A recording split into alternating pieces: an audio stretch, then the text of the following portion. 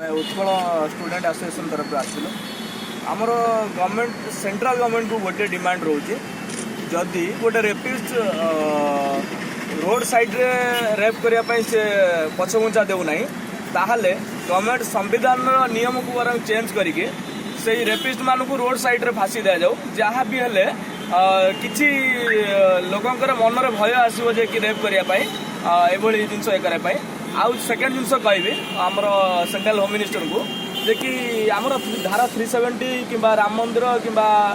3 तलाक ये सब हेले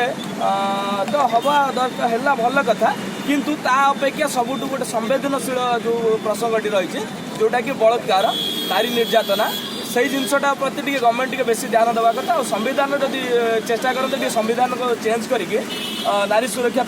जिते संभव किसी करहब से करने